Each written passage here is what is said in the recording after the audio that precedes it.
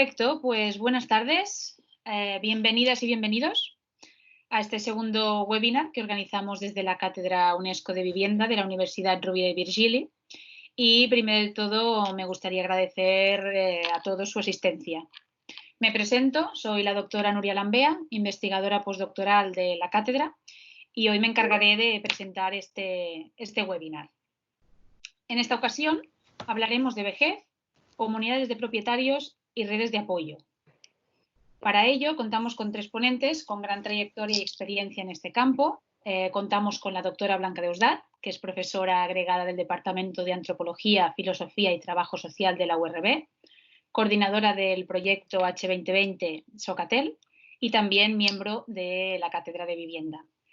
El señor Andrés Labella, investigador predoctoral de la cátedra, que actualmente está desarrollando su tesis sobre el rol de la vivienda en favor del derecho a la vida de forma independiente.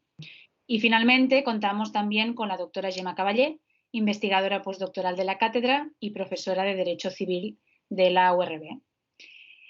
Para que vean un poco el orden de intervención, será el siguiente.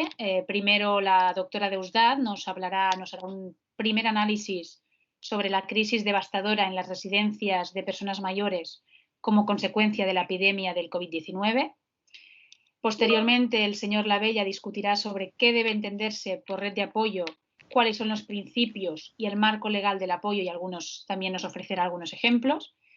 Y finalmente, la doctora Caballé nos hablará sobre el rol que pueden tener los administradores de fincas en las comunidades de propietarios en relación con precisamente esas redes de apoyo que nos hablará el señor Labella. Y también nos hará una propuesta de la necesaria formación académica de estos profesionales para estas tareas en concreto. Después de estas tres ponencias, dejaremos un espacio para contestar todas aquellas preguntas que vayan formulando todos los asistentes, todos ustedes a lo largo del seminario. Así que, si les parece, tienen una opción que es el chat, que algunos ya lo están utilizando. Entonces, a lo largo de las ponencias pueden ir escribiendo sus preguntas y yo personalmente las iré recopilando para luego formularlas al final en este espacio para contestarlas todas. ¿De acuerdo? Así que, sin más dilación, cedo la palabra a nuestra primera ponente, la doctora Blanca Deusdat, y lo que sí que les pediría es, que la mayoría ya lo tienen hecho, silenciar los micrófonos con el fin de evitar interferencias. Nada más. Muchas gracias por asistir y cedo la palabra a la doctora Deusdat. Muchas gracias, doctora Lambea. Bueno, en primer lugar, me gustaría agradecer muy vivamente a la Cátedra UNESCO de Habitaje de Vivienda, de mi universidad, que me haya invitado a colaborar en este webinar, y muy especialmente a su director, el doctor Sergio Nassarre, y también a la secretaria Estela Rivas. Yo voy a hablar del tema sobre vejez. Un poco lo que he planteado es sobre todo ver los motivos, ¿no?, que han provocado estos efectos dramáticos del COVID-19 en las personas mayores, sobre todo en las residencias, y bueno, el hecho de un elevado número de fallecimientos y también de la falta de acompañamiento en algunos casos, estas imágenes dramáticas que hemos tenido. Conectarlo con teorías sobre la supremacía occidental y el edadismo. Estos conceptos son de discriminación por edad, a la vez que exponer pues, estas cifras alarmantes e intentar vislumbrar algunas de sus posibles causas. También ello nos remite a la necesidad de un debate, el debate sobre la desinstitucionalización e institucionalización de los mayores y el envejecimiento en el hogar. Y de una manera muy clara vemos cómo el COVID-19, ha puesto en evidencia la crisis del sistema de dependencia en España. También, a la vez, miraremos los cambios que esta emergencia ha provocado en la legislación, ciertas reestructuraciones administrativas, legislaciones y, por último, a modo de conclusión, algunas posibles situaciones, cómo está la situación, y daremos paso al siguiente. Hay una pregunta de manera exactamente igual.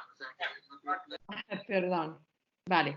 Y entonces daré paso a mi compañero hoy en esta mesa, Andrés Labella, sobre redes de apoyo. La pregunta que todos nos hemos hecho estos días es cómo nos ha podido pasar esto en pleno siglo XXI, cómo tenemos esta epidemia y cómo de alguna manera esto no se ha previsto, ¿no? Algunos teóricos, desde la antropología y la sociología, como Marius Manhoff, hablan de un nuevo orientalismo, es decir, la supremacía todavía occidental, colonial y postcolonial, nos ha hecho infravalorar lo que estaba sucediendo en la China, ¿no? Que de alguna manera pues, se ve, a pesar de la globalización, ¿verdad?, económica y de personas, pues se ve todavía un país lejano, con costumbres que, bueno, son un poco raras, ¿no? Y por lo tanto, pues eso ha hecho menos tener toda esta gravedad y que a nosotros nos pudiera también afectar, ¿no? A la vez, Elvira Lindo, hace unas semanas, hablaba en El País sobre el hecho de que como la crisis había afectado mayoritariamente a personas mayores, esto de alguna manera había hecho que tuviera menos importancia para nosotros que si hubiera afectado otros grupos de edad como a niños o jóvenes. Y que de alguna manera podemos decir, y eso, bueno, yo también he estado reflexionando sobre esto, el hecho de que hay una construcción social de la vejez que ve a las personas mayores, nos ve cuando somos mayores, como una carga social más que como una aportación. Y por lo tanto es un gasto, una dependencia y no implica, ¿no?, frases como, bueno, ya ha vivido su vida, etcétera, no implica esta mayor preocupación. Y ello también ha incidido en este menostenimiento de lo que estaba sucediendo. Incluso epidemiólogos holandeses, como el caso de Rosdahl, afirman que el colapso de los hospitales en España y en Italia ha sido debido a la posición cultural que hace que las personas mayores vayan a los hospitales o se les traslade a los hospitales cuando de alguna manera debería tratarse la enfermedad sin las técnicas necesarias en las mismas residencias donde viven, cuando sabemos que alrededor del 86% de las personas que han fallecido son mayores de 70 años. Esto también ha creado un debate en Estados Unidos y sobre los recursos, etcétera, no un criterio tanto ético o biológico que se hace cada vez más necesario, sino un criterio a veces discriminatorio por edad, ¿no? Y ha salido también en la prensa en Francia, en Estados Unidos, etc. Las cifras, bueno, son de por sí dramáticas, ¿no? Y vemos, estas son las últimas cifras actuales que vemos de los casos confirmados tanto en España como en Europa y en el mundo. El número de fallecidos en fecha de hoy, bueno, notificación de hoy, es de 21.282 personas. Y un porcentaje muy elevado son personas, en cifras que tenemos de la semana pasada, en residencias de mayores, ¿no? A todos nos ha conmovido, ¿no?, ver estas muertes, sobre todo pensar, ¿no?, en personas que podían haber muerto solas y a pesar de todos los cuidados en muchos casos que han dado los profesionales, que aportan todo lo que pueden, pues de alguna manera el colapso que han sufrido estos centros, ¿no? Ello ha sido casi la mitad, un porcentaje de la mitad por ciento en Madrid, en la Comunidad de Madrid, pero también en Castilla y León, por el hecho que hay mucha población envejecida, supongo, en el caso de Cataluña, donde hay también un gran número de población como en Madrid, en Castilla-La Mancha, en menos medida también en Aragón, pero también presente porque bueno, tienen menos población, ¿no? Y así a continuación encontraríamos las 17 comunidades autónomas. Esta situación también ha afectado a toda Europa, ¿no? En el proyecto europeo que comentaban de Socatel tenemos colegas de distintos sitios y nos decían pues, que en Holanda también están afectando las muertes en las residencias, en el caso de Hungría, y podemos imaginar también, por lo que sabemos, que en Inglaterra y en Francia también está sucediendo, ¿no? Pero ¿por qué estas cifras tan dramáticas, ¿no?, en los centros residenciales? ¿Cuáles pueden ser estas causas o qué elementos podemos ver en un primer momento? Por un lado, la precariedad previa, ¿no?, el retroceso de los estados de bienestar. Ya empiezan a haber tendencias restrictivas en los años 80 con políticas neoliberales, pero sobre todo también en la crisis del 2008, ¿no? España es una late cama, ¿no? Llegamos tarde en el estado del bienestar, pero aún así hay un retroceso importante hacia un asistencialismo a partir del 2008 y ha habido claramente una falta de atención médica en el ámbito que está destinado a lo social de las residencias. La integración, la atención integral entre lo sanitario y lo social no se ha atendido, como veremos, no ha funcionado y ha faltado una atención sanitaria, de test, de conocimiento en epidemiología, de confinamiento y de equipos de protección individual, como veremos. Por otro lado, también otro elemento es la propia fragilidad y vulnerabilidad de las personas que viven en estas instituciones, en las residencias de mayores.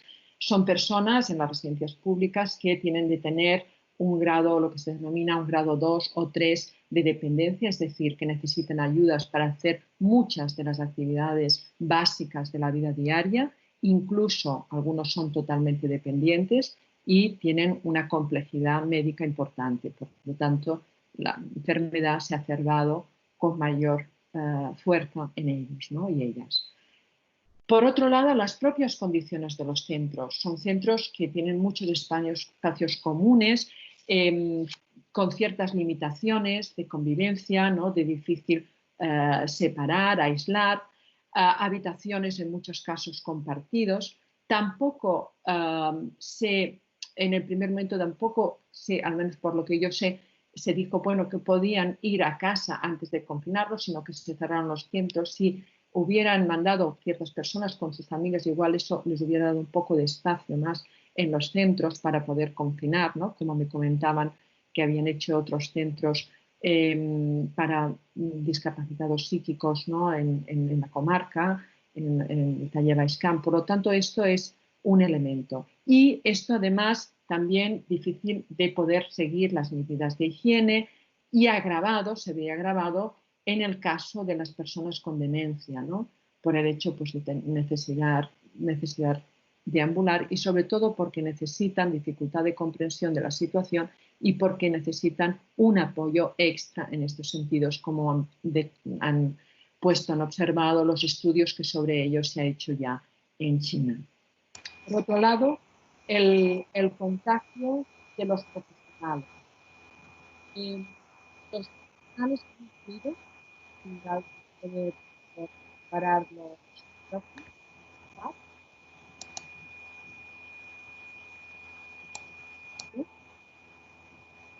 Bueno.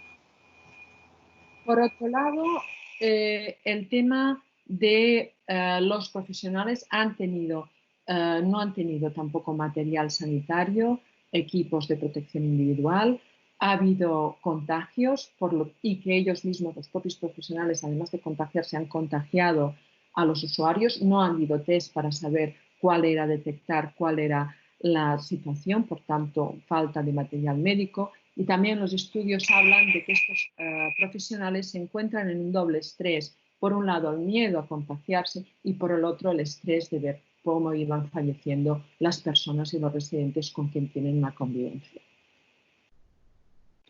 Todo ello nos lleva a que es necesario o que tiene que utilizarse también en estos momentos el debate de la institucionalización en España y la desinstitucionalización. ¿Cómo son estos centros y cómo queremos que sean?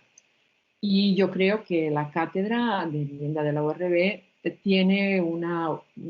puede debatir, una oportunidad para poder debatir sobre ello con un poco más calma en el futuro, a lo que invito pues, a reflexionar sobre ello.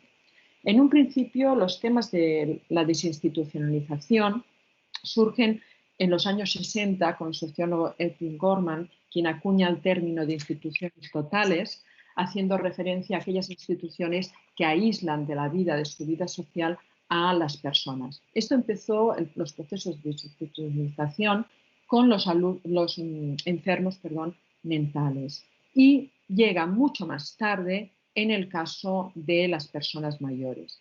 Los procesos de desinstitucionalización en Europa llegan con la OMS en el 2007 y con ciertas directrices de la Comisión Europea en el 2012. Y es un proceso que han llevado a cabo sobre todo países nórdicos, países centroeuropeos y del este, una buena parte de Europa, que también tenía un mayor número de personas mayores institucionalizadas. Entonces se ha decidido cómo era mejor y se han hecho políticas claras, una legislación hacia el envejecimiento, la desinstitucionalización y favorecer el envejecimiento en el hogar, reducir al máximo lo que significa la institucionalización en el último periodo de la vida, en el último momento cuando se necesita pues, cuando se es totalmente dependiente, se necesita mucho apoyo de cuidados y otra forma es mucho más compleja o costosa, ¿no? De todas maneras, en España ha habido una falta de ese debate. No hay una política ni un debate claro sobre la desinstitucionalización o el envejecimiento en el hogar. Se ha hecho de una forma, veíamos también en un estudio anterior, se ha hecho de una forma indirecta, favoreciendo a través de la ley de dependencia, conocida popularmente la LAPAD como ley de dependencia, se ha hecho favoreciendo el cuidador del entorno, la cuidadora del entorno familiar, pero no con unas directrices claras, políticas, sociales, hacia el respecto, ¿no? Sí es cierto que en las instituciones, es decir, en las residencias asistidas, sí que se ha trabajado aspectos como la atención centrada en la persona, que favorece pues, que la persona pueda decidir sobre el horario, cómo quiere vivir, se trabaje su biografía, su contorno, su contexto, etc. Pero esto se ve, estas buenas voluntades o estos intentos se ven muy limitados porque nos encontramos con un sector muy precario y muy abandonado. Yo creo que podemos decirlo claramente. Y esta precariedad laboral, sobre todo también de las agricultoras y agricultores que trabajan largas jornadas explotados de alguna manera con salarios muy bajos, con falta de personal, hace que sea muy difícil dar una atención de cuidados que es lo central en el tema de los agricultores, de dar una buena atención de cuidados. Por lo tanto, hay claramente una falta de recursos ya de por sí en esta situación. En este marco, en este contexto, es donde de alguna manera ha incidido esta epidemia terrible y esto ha hecho pues, que bueno, hubiera estas situaciones tan dramáticas o este colapso, ¿no? de centros que han tenido que claudicar frente a las situaciones que les desbordaban, ¿no? Por lo tanto, ha sido el catalizador que ha evidenciado esta crisis del sistema residencial en España y del sistema de dependencia, ¿no? Irrumpe en un contexto ya muy precario en COVID-19.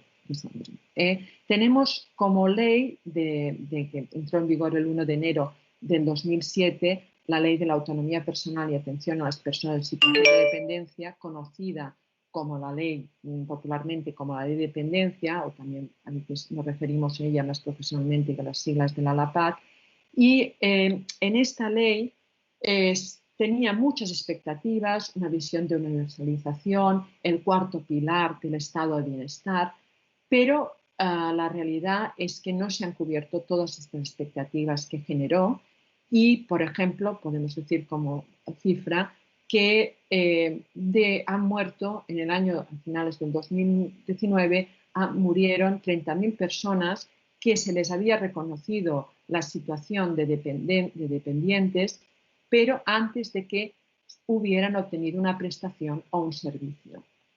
Es decir, esto además se conoce como lo que se llama el limbo de la dependencia, ¿no? Por lo tanto, hay falta de recursos, precariedad, legitimización y muy asistencial. Es algo, evidentemente, pero no ni mucho menos suficiente, ¿no? A la vez, la ley de dependencia se situó en los departamentos o consejerías autonómicas de servicios sociales y no en salud. Pero ello implicaba una importante integración de ambos sistemas porque se entiende que la atención a los mayores es una aproximación biopsicosocial. Por lo tanto, lo sanitario es fundamental, pero lo social y lo psicológico también van de la mano, ¿no? Y por tanto es importante un enfoque integral, multidisciplinar en este sentido. La coordinación entre servicios sociales y salud no ha sido o no se ha conseguido, a pesar de los intentos y los avances que se han intentado hacer, lo deseable. También en una investigación que hacíamos en el proyecto Socatel, en el caso de España, analizábamos cómo se había implantado la digitalización en el tema de la ley de dependencia, cómo se había aplicado, y veíamos que si bien en el ámbito de la salud, a nivel de atención primaria, los médicos conocían el historial, la historia médica compartido, el historial médico compartido, ¿no? La historia clínica compartida, perdón. A veces hay también dificultades por la red pública y privada, pero en general había un buen conocimiento y los usuarios también podemos acceder a ello. En el caso del expediente social había una gran nebulosa al respecto. Es decir, ni los propios solicitantes ni sus familiares conocían, pues, ni tampoco los profesionales de la salud, y a veces también era difícil para los propios de servicios sociales saber si se había pedido o no la ley de dependencia, solicitado, perdón, si se había reconocido un grado, etcétera, ¿no? Por lo tanto, esto es un elemento importante. La atención integral, lo que se llama, es decir, integral, lo social y lo sanitario. En el caso, se han hecho avances, por ejemplo, trabajos de modelo colaborativo en el caso de la Comunidad Autónoma de Cataluña, pero aún así, en el caso, en el tema de dependencia, pero en el caso sobre todo de las residencias, esto es donde de alguna manera estaba más olvidado o menos trabajado. Con lo cual, eso comporta que muchas veces no se sepa quién tiene que hacer qué, ¿no? Que haya multitud de funciones, a veces solapamientos, que podemos comentar luego, y también, por ejemplo, en el segundo plan de servicios sociales que se aprobó en septiembre, catalán, se ponía como objetivo para el 2024 esta integración de atención integral en las residencias, que hasta ahora son los equipos de atención residencial. Es decir, para simplificarlo, no son atendidos por los médicos de atención primaria, sino que es un equipo de médicos de las residencias quienes atienden con menos atención y con la complicación de esta atención integral que decíamos. Y, bueno, evidentemente las precarias condiciones laborales en que se ha trabajado en las residencias, que ya he comentado anteriormente. Esta situación dramática ha comportado, veíamos ahora el plan del 2024, ha comportado que hubiera una actuación frente al colapso rápido de nuevas legislaciones, de políticas sociales para hacer frente a la situación de alarma que se había creado y de mortalidad en las residencias. Previo a esto había habido, sí que es cierto, unas recomendaciones por parte del Ministerio de Sanidad sobre cómo actuar en las residencias de mayores y centros sociosanitarios, va unido, que es distinto, esto pertenece a la red de salud y hospitales, mayoritariamente, cómo hacer frente al COVID-19. Pero frente a estas dificultades se crearon distintas órdenes del Ministerio de Sanidad para ver cómo se debía actuar, es decir, intentar hacer los test, ver si había síntomas, aislar, si ya se había podido detectar que había la enfermedad, etcétera, comprobar toda una serie de medidas de confinamiento dentro de los centros, y también recogía, que yo, bueno, vi esto como muy positivo en la legislación, o sea, me agregué muy gratamente, la situación de las personas con demencia, que debían de tener un espacio para poder deambular aquellas personas que lo necesitaban por su enfermedad, y también, bueno, pues no tener confusiones físicas, ¿no?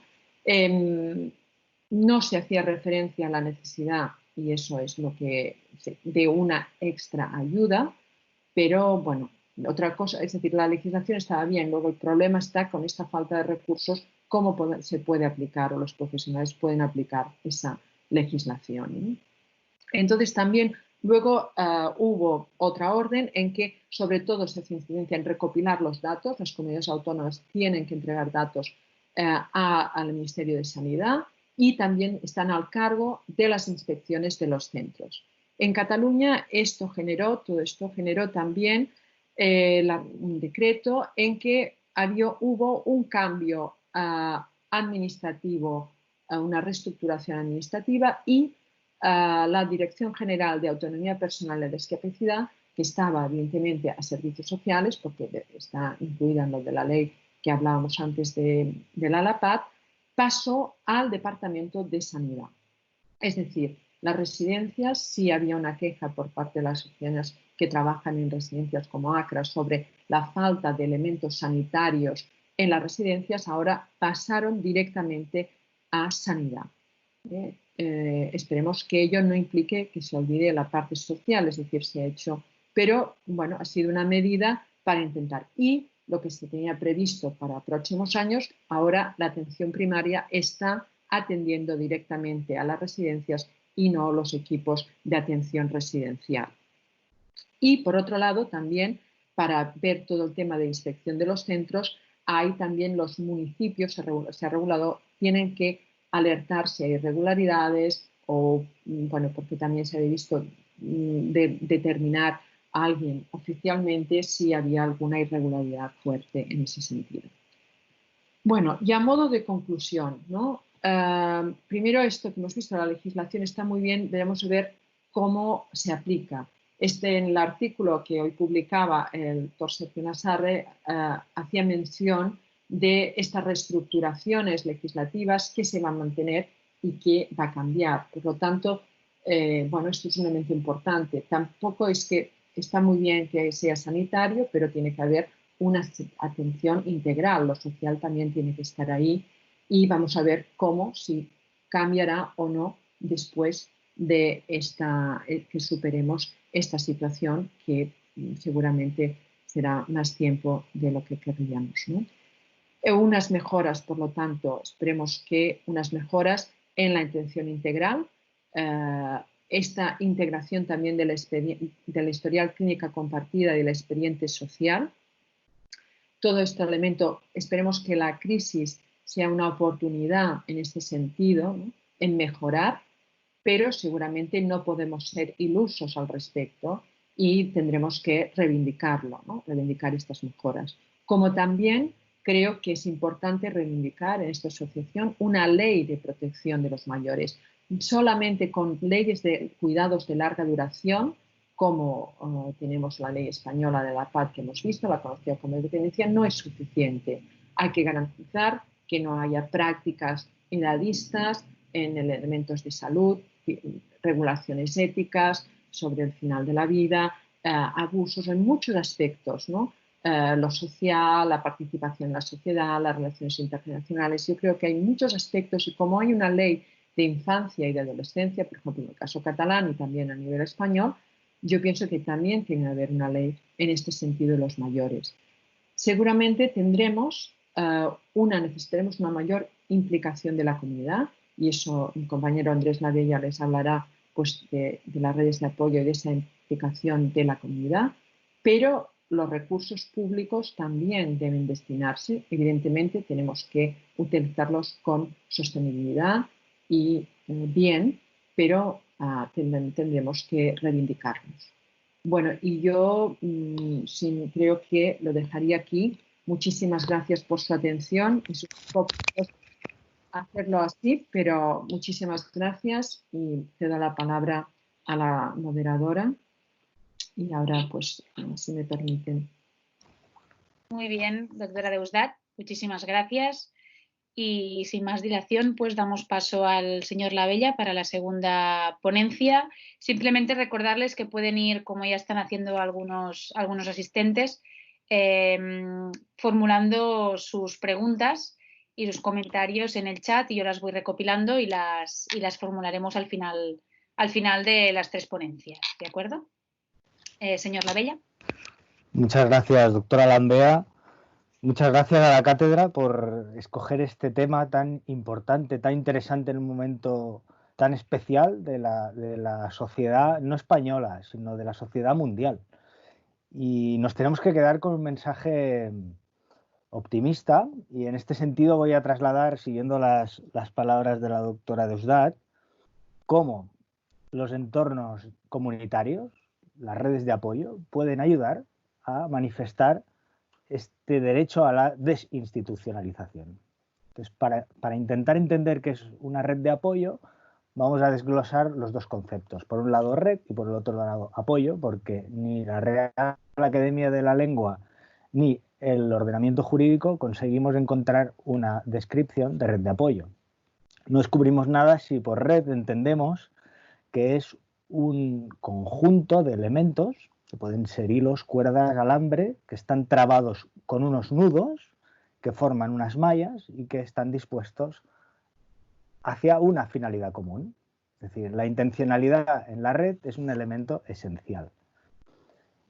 Y esta finalidad es la que nos permite entender que tiene que ir destinado todo el colectivo a buscar esos apoyos. Y por apoyos que entendemos desde el punto de vista jurídico es la alternativa a la sustitución. Por sustitución entendemos mecanismos de protección de la persona que son tendentes a sustituir la voluntad. Por el apoyo lo que se pretende es proveer de unos mecanismos necesarios para el ejercicio de la plena capacidad de la persona. Esta plena capacidad tiene su origen en la dignidad.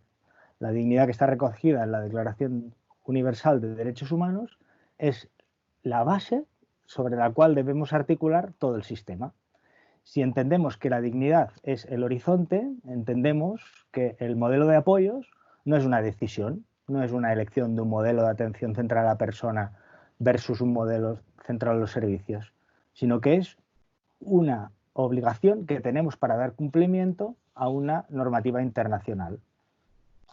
Podríamos buscar una descripción de dignidad como el derecho a tener derechos, que es una descripción de Arendt, que es de la posguerra, cuando entendía que las personas no pueden ser utilizadas para un fin.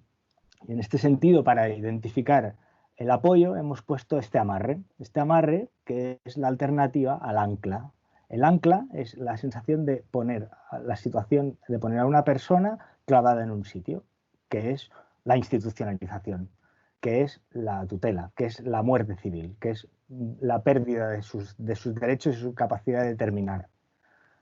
Entonces, este amarre, que luego haremos referencia a él, es el punto en que te permite la vida de forma independiente y en la comunidad.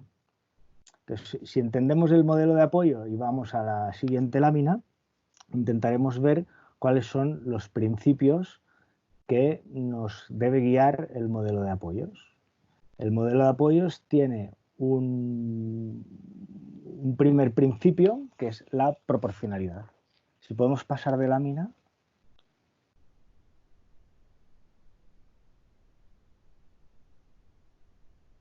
El principio de proporcionalidad y el principio de pluralidad de guardia, ambos, los dos, nos llevan a lo que el Tribunal Supremo entiende como un traje a medida, es decir, crear los apoyos que son a medida de cada una de las necesidades de la persona, que liga con el principio de necesidad y subsidiariedad. Es decir, se tienen que tomar las medidas que sean necesarias para cada persona en cada momento y en cada circunstancia, que puede ser, normalmente lo es, sobre todo en la vejez, variable en función de la evolución de las personas. Andrés, perdona que te interrumpa. No sé si la presentación la tienes puesta o no. No la vemos. Es que la presentación... La estoy poniendo, pero me sale que alguien ha cogido el control y no de la presentación. Voy a intentar ponerla de nuevo, pero voy a probarlo de nuevo. Que lo devuelva, por favor.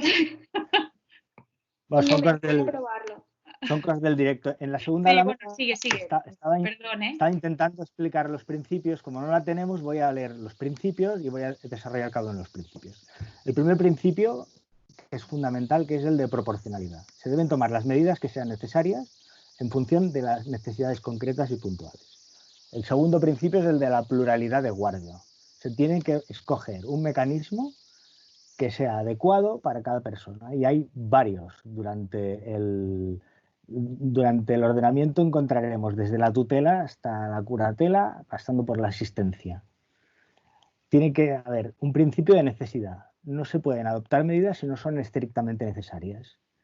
y nos liga con el principio de subsidiariedad, es decir, las personas tienen que poder decidir cuáles son las medidas de apoyo que quieren decidir para el futuro y acudir a la tutela judicial solo en caso de estricta necesidad. Y todas las medidas deben estar orientadas a un quinto principio, que es el de la autonomía personal, junto con un sexto principio de revisión constante de todas las medidas. Y este es el modelo de apoyo alternativo al que se está utilizando en el modelo asistencial, que es el modelo de la tutela, digamos, donde hay un tutor que decide qué es lo mejor para la persona en cada momento sin que haya una intervención directa de las personas. Una vez entendemos que estos son los principios, los objetivos son básicamente tres. En un primer lugar, buscar un traje a medida. En un segundo lugar, prever que las personas puedan establecer sus mecanismos a través de poderes preventivos. Y en un tercer lugar, siempre respetar el deseo de la persona.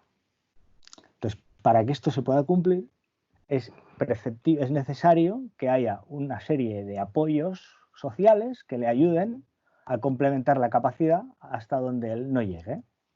Con lo cual, vamos a intentar, en función de todo lo que se ha dicho, definir lo que sería una red de apoyo como un conjunto de relaciones humanas que se articulan de forma voluntaria con la intención de prestarse los apoyos necesarios para el ejercicio de la plena capacidad, que permita la autonomía personal, la plena inclusión en la comunidad y el ejercicio de todos los derechos como proyección de la dignidad humana. Es decir, todo esto que hemos explicado se representa en esta definición. Esta definición no existe y, por tanto, tenemos que intentar ver cuál es el marco jurídico de apoyo que nos permite llegar a defender todo esto. Lo vamos a diferenciar en dos estructuras. Una, el marco legal internacional, y otra, el ordenamiento propio, el ordenamiento interno. Si nos vamos al ordenamiento internacional, la norma que tiene más nivel es la Convención sobre los Derechos de las Personas con Discapacidad, que se aprobó en Nueva York el 13 de diciembre del año 2006, que si bien no está específicamente planteada para las personas mayores, como no tenemos un tratado internacional de derechos de las personas mayores, es la que se puede aplicar. ¿Por qué? Porque el artículo primero entiende por personas con discapacidad todas aquellas personas que interactúan con un entorno que presenta barreras que no permiten la plena inclusión. Con lo cual, nos sirve para que todo el elenco de derechos de la Convención se pueda, digamos, proyectar sobre las personas mayores. Sí que hay una Convención Interamericana sobre los derechos de las personas mayores, que se firmó en el año 2015 y que solo está ratificado por Argentina, Ecuador, Chile y El Salvador. En el ámbito europeo nos encontramos dos recomendaciones del Consejo de Ministros del Consejo de Europa, una del año 1999 para la protección jurídica de los mayores incapacitados y otra de la Comisión sobre la protección de los adultos vulnerables. Ambas son simplemente recomendaciones del Consejo de Ministros del Consejo de Europa a cada uno de los estados para que desarrollen sus leyes, con lo cual no son exigibles directamente. Y en el seno de la Unión Europea nos encontramos con una resolución del Parlamento Europeo de 1 de junio del año 2017 con recomendaciones a la Comisión para elaborar un reglamento de protección de los adultos vulnerables. De ahí es donde se ha quedado la Unión Europea, no ha ido a más. O sea que el proyecto sería hacer un reglamento, igual que hay un reglamento de protección de datos, que sea directamente aplicable. Y este es el ordenamiento jurídico internacional, con lo cual nos vamos a centrar como pieza clave en la Convención de Nueva York, la de las personas con discapacidad, y ver cómo se proyecta en el ordenamiento interno. Y nos encontramos que es coetáneo, se llevan un día. Si la Convención es del 13 de diciembre del año 2006, la ley a la que he hecho referencia la doctora Deusdat, la 39/2006, la PAD, es del 14 de diciembre. Y esto no es casual. ¿Por qué? Porque ya se estaba gestando la Convención Y el Estado español quiso ser el primer Estado que tuviera una ley adaptada a los parámetros que se habían fijado en la Convención. El artículo 12 es el que fija los apoyos y el artículo 19 es el que fija el derecho a la vida independiente. Esta ley, esta convención, se transpone al Estado español en una ley, que es la Ley 1/2013, de 29 de diciembre, por el que se aprueba la Ley General de Derechos de las Personas con Discapacidad, que es el marco principal de la ley de la legislación para las personas con discapacidad. Y en el artículo 6.2, es importante, dice que se deberá tener en cuenta las circunstancias personales, su capacidad para tomar el tipo de decisión en concreto y asegurar la prestación de apoyo. Se vuelve a insistir en el concepto apoyo para desterrar el concepto sustitución.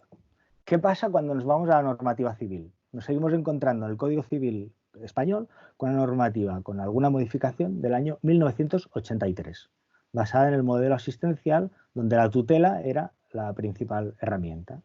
La ley catalana es actual, es la ley aprobada en el año 2010 y incorpora instituciones mucho más actuales, como es la asistencia y como es la curatela más desarrollada.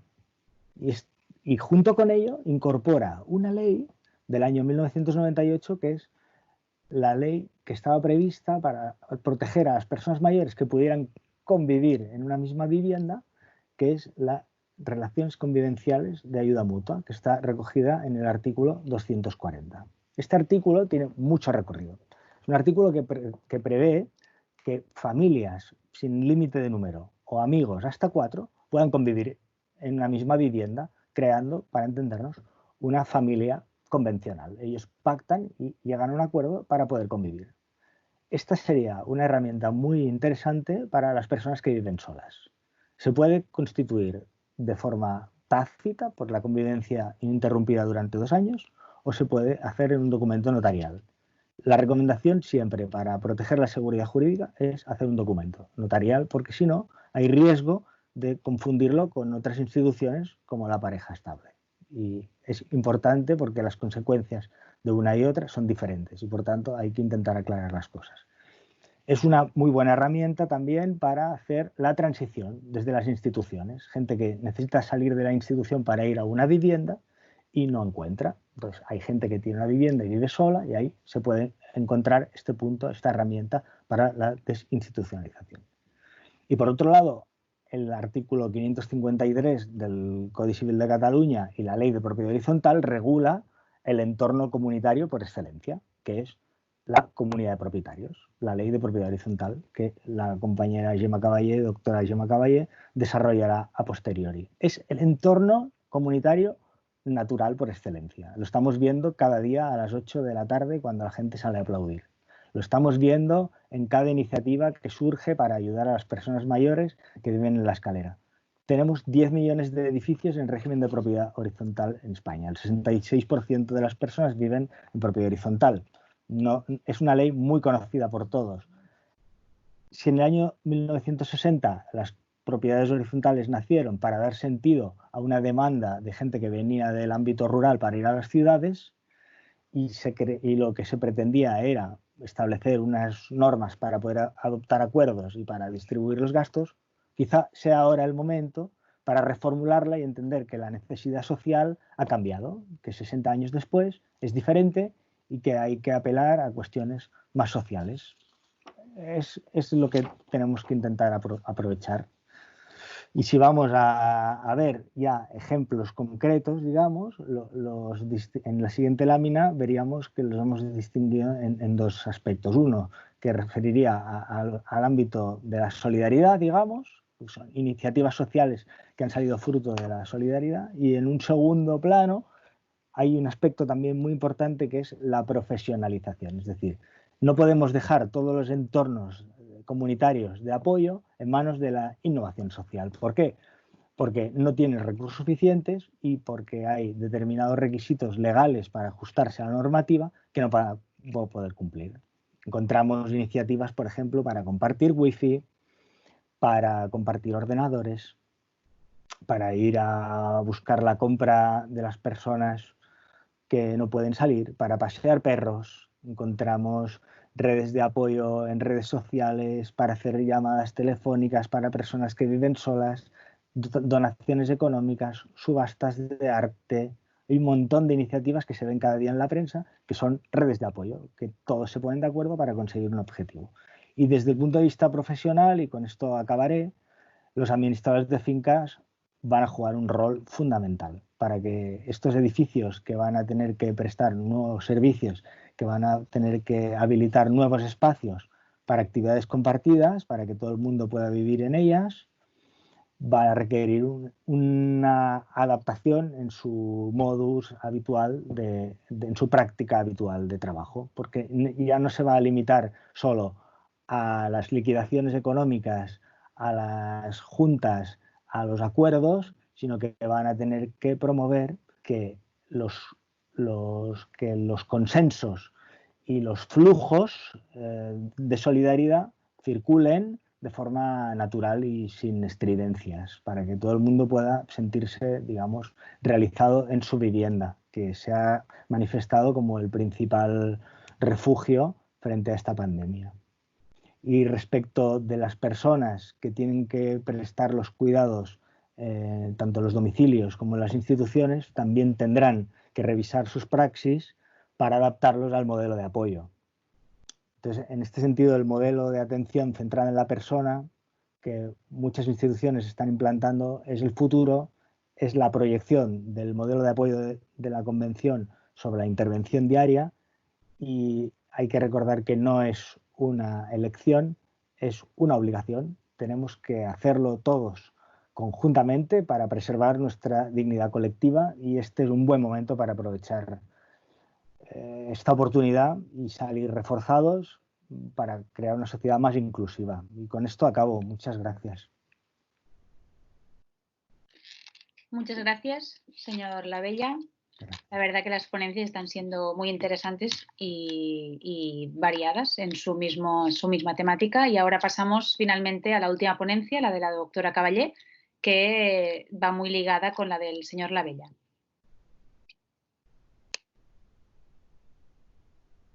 Sí, voy a ver si puedo poner mi presentación. De momento me está saliendo... Vale, sí, es esta. Voy a ver si puedo ponerla yo misma y así tengo yo el propio control. Un momento.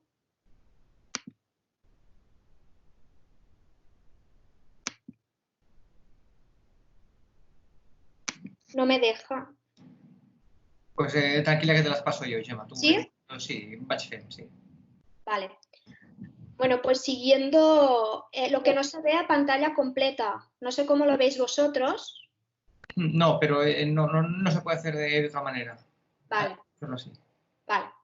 Bueno, pues siguiendo lo que nos había comentado el señor Andrés Labella en la última diapositiva, de cómo profesionalizar, ¿no?, estas iniciativas solidarias que han salido durante estos últimos días a raíz de la crisis del coronavirus, pues mi presentación hago una reflexión sobre cómo se podría profesionalizar esto que ha salido de forma espontánea, de forma solidaria, pues cómo lo podríamos hacer de forma estructural, ¿no? Básicamente, estas redes de apoyo, cómo se podrían visualizar, cómo se podrían poner en práctica en las comunidades de propietarios. ¿Por qué? Porque básicamente las comunidades de propietarios son un reflejo de la sociedad, ¿no? Son un reflejo del funcionamiento de las ciudades, de los pueblos, pero a menor escala. Entonces, el primer paso para poner en práctica estas redes de apoyo precisamente son las comunidades. Y precisamente los administradores de fincas son los que tienen la función encomendada por ley de gestionar, de garantizar el buen funcionamiento de todos aquellos servicios, suministros en las comunidades de propietarios. Por eso, según datos del Consejo General de Administradores de Fincas, el 80% de comunidades están gestionadas por un administrador.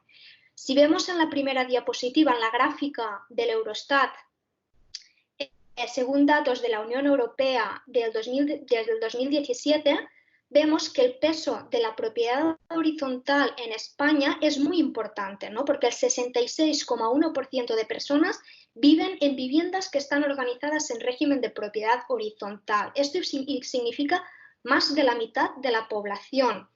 Y de hecho, veis aquí en color naranja, color amarillo, el peso de las viviendas que están organizadas en propiedad horizontal. Aquí en rojo está señalado España. Y vemos que es el tercer país, después de Estonia y Letonia, donde la propiedad horizontal tiene más peso.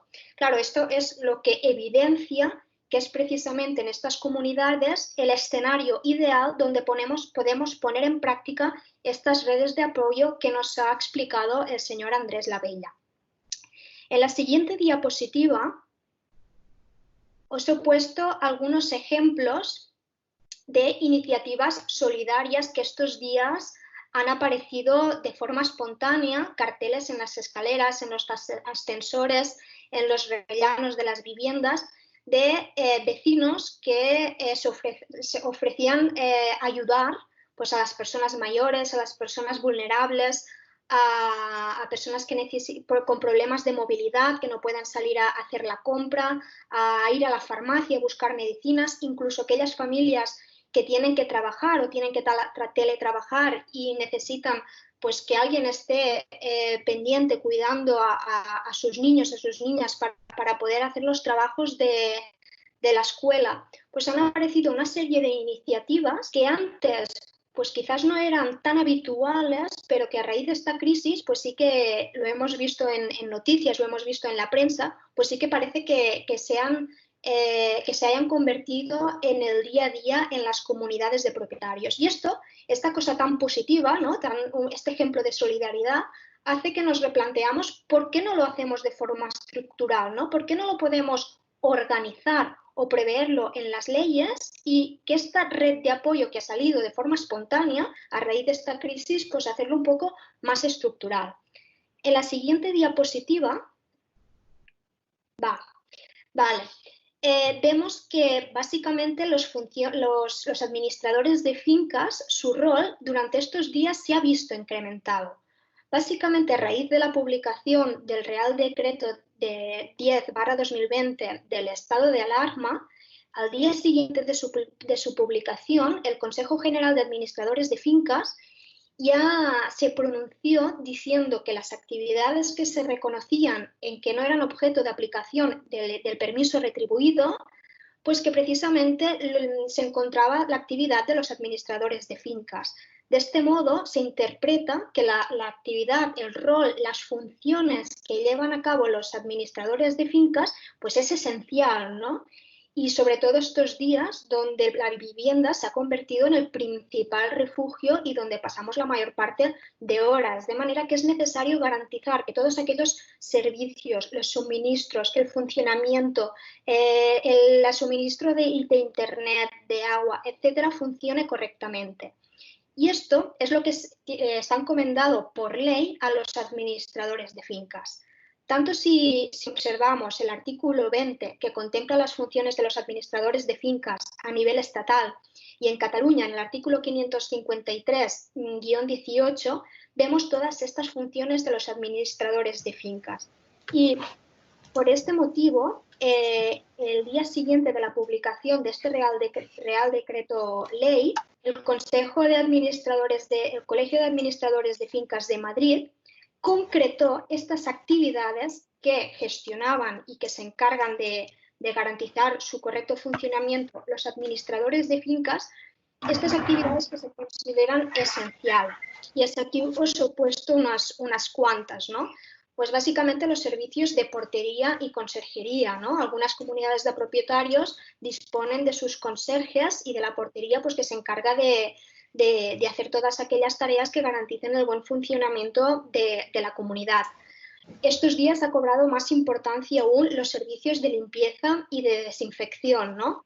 Todos aquellos servicios de vigilancia, ¿no? Los servicios de reparaciones de averías urgentes. Todo esto ya era importante antes del estado de alarma. Si esto tenía importancia antes del estado de alarma, ahora todavía tiene más, ¿no? Porque nos pasamos todos los días las 24 horas dentro de la vivienda, de manera que se tiene que garantizar que todo esto funcione correctamente. Claro, a raíz de este Real Decreto tenemos como una contradicción en relación a la situación en que se encuentra la regulación de esta profesión. En la siguiente diapositiva os he puesto un poco visualmente esta contradicción. No sé si se ve. Sí, en que, claro, tenemos que a raíz del Real Decreto Ley del estado de alarma, tenemos la confirmación, el reconocimiento del Gobierno que la actividad que llevan a cabo los administradores de fincas es una actividad esencial, que estos días se tiene que garantizar su funcionamiento, y a la vez, al mismo tiempo, tenemos que esta profesión está liberalizada, es decir, actualmente, a pesar de tratarse pues, de una actividad esencial en las comunidades de propietarios, en las comunidades de viviendas, actualmente para estos profesionales no es obligatorio ni que tengan una formación académica específica ni formar parte del colegio profesional para poder ejercerla. Y esto es así en base de una disposición transitoria de la Ley 25/2009, la Ley Ómnibus, que es la ley que transpuso la Directiva Europea de Servicios del año 2006, que básicamente dice que únicamente será obligatoria la colegiación, prevea una ley estatal. Y de momento pues no tenemos esta ley estatal que prevea esta obligación de colegiación, ¿no? Más que nada era enseñaros esta reflexión, ¿no? De esta pequeña contradicción entre el reconocimiento de la actividad de los administradores de fincas como esencial y a su vez pues que es una profesión que está liberalizada y que no es necesario tener ninguna formación o conocimiento específico para poderla ejercer. Si pasamos a la siguiente diapositiva, aquí vemos, aparte de tener en cuenta las funciones que se prevén legalmente para los administradores de fincas, estos días hemos visto más de cerca cómo los administradores de fincas han actuado como intermediarios entre las medidas adoptadas por el Gobierno y las personas que viven en una comunidad, ¿no? De alguna forma, los administradores de fincas han dado la voz a todas aquellas medidas que el Gobierno iba aprobando progresivamente para evitar la propagación del COVID-19, y los administradores de fincas pues se encargaban de que esto se cumpliese en las comunidades. Por ejemplo, han enfatizado, ¿no? que su labor era garantizar que los edificios continuaran funcionando correctamente, ¿no? Con el suministro de los servicios, agua, luz, energía, internet. Todas aquellas averías urgentes pues, que eran necesarias que se repararlas para que las personas pudieran continuar continuar viviendo de una forma digna y adecuada, tal y como nos viene marcada por la Constitución, ¿no? Y sobre todo enfatizar la limpieza e higiene de todos aquellos espacios. Estos días también hemos visto que todas aquellas juntas que estaban previstas celebrarse estos días pues se han suspendido. Esto también nos hace reflexionar sobre la importancia, que esto ya hace tiempo que los administradores de fincas lo reivindican, de potenciar las reuniones telemáticas, ¿no? Pero aquí tenemos el problema también de la brecha digital y sobre todo por parte de aquellos propietarios que quizás tienen más problemas para acceder a conexión de internet o dispositivos electrónicos. Los administradores de fincas también se han encargado de cerrar todos aquellos espacios comunes, ¿no? Jardines, la piscina, los ascensores, para evitar precisamente la propagación del virus y respetar todas las medidas de distanciamiento social. En algunas comunidades también los administradores de fincas pues, han sido los que se han encargado de colocar a los carteles informativos e incluso la comunicación individualizada a las personas más vulnerables sobre las medidas que se han ido adoptando.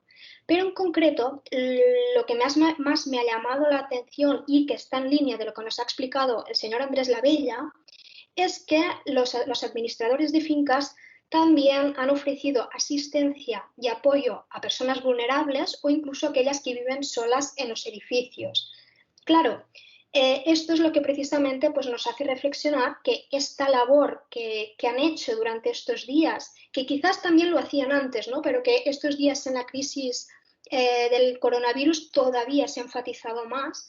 ¿Por qué no reconocer esta labor de los administradores de fincas de asistencia y apoyo de forma oficial, ¿no? ¿Y cómo hacerlo? Pues que sean precisamente los gestores de estas redes de apoyo en las comunidades de propietarios. Y así, en la siguiente diapositiva, os hago una propuesta de qué funciones podrían ejercer en este sentido, ¿no? Primero, quizás sería interesante replantearse de por qué no crear un órgano específico dentro de una comunidad de propietarios, un órgano específico de apoyo, es decir, entre los propios vecinos, entre los propios propietarios, pues aquellos que lo consideran se ofrezcan a formar parte de este órgano precisamente pensado para favorecer, para promover y poner en práctica todas estas medidas de apoyo y solidarias que han ido saliendo, ¿no? ¿Cuáles serían las funciones o el rol del administrador de fincas? Pues promover y gestionar el uso de dispositivos electrónicos o el fomento de la domótica en la comunidad de propietarios. Por ejemplo, ¿no? Un ejemplo que la semana pasada estábamos comentando Andrés y yo. ¿Por qué no todas, dentro de cada vivienda donde vive una persona mayor o una persona con dificultad de movilidad, pues por qué no poner un interfono que esté comunicado con otras viviendas de la misma comunidad y que los propios vecinos pues, se puedan poner en contacto pues, si necesitan ayuda o por si simplemente pues, necesitan charlar un rato o comprobar pues, que todo esté bien, ¿no? Estos dispositivos electrónicos, claro, hemos visto que estos días han salido muchas iniciativas solidarias como la Sociedad Catalana de Tecnología ha hecho varias, ¿no? Pues los administradores de fincas pues, pueden ponerse en contacto con los promotores de estas iniciativas y implementarlas o llevarlas a cabo en la comunidad en cuestión. También aquellas viviendas donde sea necesaria una asistencia sanitaria o una asistencia ofrecida por los servicios sociales, pues que los administradores de fincas tengan conocimiento de qué viviendas o qué personas de aquella comunidad necesitan de estos servicios y llevar la gestión, controlar, ¿no? Los días en que irán los profesionales o se desplazarán en aquella vivienda para prestar los servicios. Otro ejemplo, pues promover y gestionar las acciones solidarias que vayan saliendo, ¿no? Hemos visto que muchas escuelas, muchos institutos estos días, pues los alumnos hacen, por ejemplo, hacen cartas, ¿no? Hacen videollamadas o llamadas telefónicas a las personas mayores o a las personas vulnerables, pues ¿por qué no los administradores de fincas pueden encargarse también de gestionar, de promover estas iniciativas en la comunidad que están administrando, ¿no?